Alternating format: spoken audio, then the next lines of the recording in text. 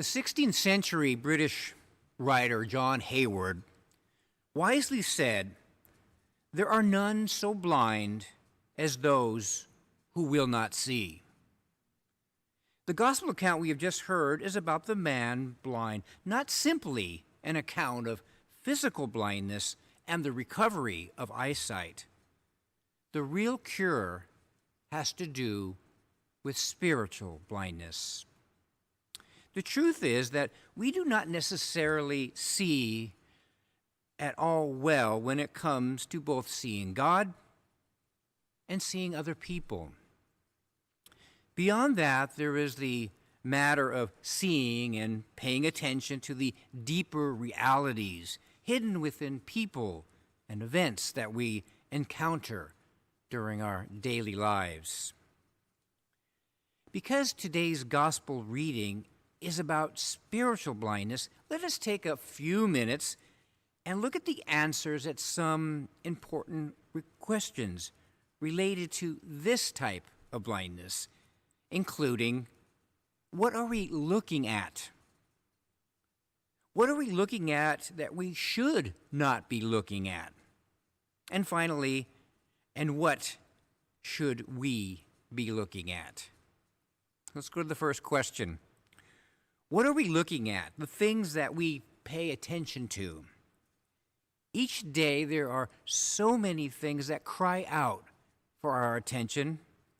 Many times some of those things are so stressful that to escape, we shift our attention to things that are distracting, trivial, unimportant, or merely entertaining. It is a sort of voluntary blindness. It is a form of denial. For example, when we go on the internet, what sites do we visit and how often? Cell phoning and texting can also keep us from looking at what is truly more important. Next question. To what are we giving our attention that we should not be looking? Now, more and more people seem to be compulsively addicted to viewing pornography on internet sites. Others spend an inordinate amount of time checking their stock market accounts and other financial information. Others of us are news addicts. The same holds true for what and how much we watch on television. Third question. What should we be looking at? Now, our 401k and our retirement accounts and programs are important things which we should give some attention from time to time. Many of us are only superficially looking at them without any thoughtful analysis or plan of action. The same holds true with our last wills and testaments. Many of us have not made wills, and after they pass away, their families often enter into bitter conflicts. There are other important things we ought to be looking into. Perhaps our relationships with our families. Many of us have not given serious attention to their relationships with their husbands, their wives, and their children. Neglecting serious examination of them can lead to family miseries. We need to give our relationships our closer attention.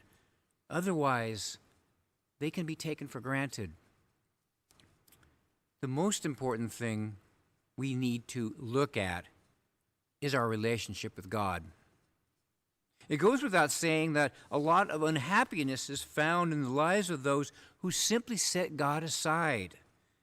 They may think they will get around paying attention to God later, but later never comes around, often until it is too late. We need to look at the now in our relationship with God. An important vision connected to this has to do with how we see ourselves. All too often, people make snap judgments, superficial judgments about what God is doing in their lives.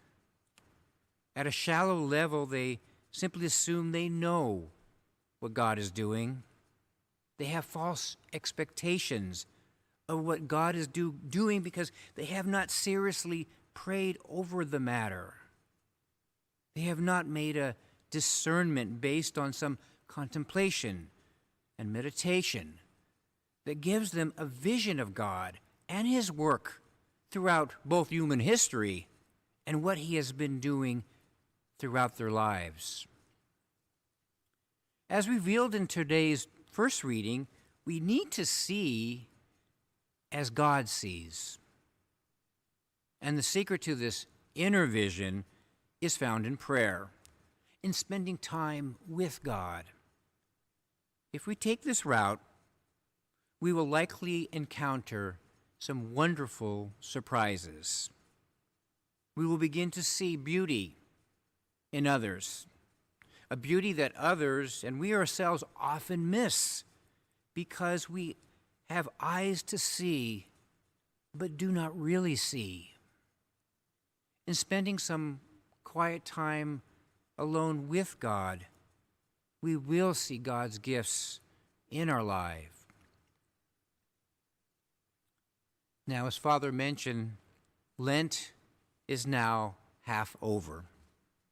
The good news is that half of Lent yet lies in front of us, giving us, in God's good graces, more opportunities to utilize the time remaining in paying attention to what we see and do not see, and what we ought to see.